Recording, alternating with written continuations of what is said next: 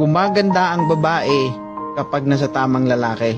Sa likod ng isang magandang babae, merong nag-aalagang matinong lalaki. Naniniwala ka ba na nai-stress ka pag nasa maling lalaki ka? Naniniwala ka ba na kapag nakapokus ka lang sa kanya ay nagiging pabaya ka? Hindi sapat na dahilan o hindi dahilan ang may asawa ka na para magpabaya ka.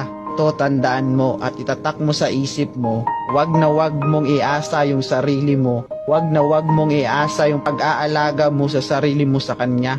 Minsan kasi ito yung problema sa ating mga lalaki. Naghahanap tayo ng sexy, maganda, samantalang nandyan naman yung mga partner natin na pwede nating paseksihin, pwede nating pagandahin para hindi tayo maghanap ng iba. Kaya ikaw na babae, kung nakahanap ka na ng lalaking all throughout ang support sa'yo, huwag mo nang pakawalan pa.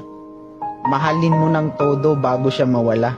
At kung dumating man sa puntong pinapabayaan ka na niya at hindi niya na naibibigay yung mga dating pagmamahal at pag-aalaga na dati ay naibibigay niya, mag-isip ka na.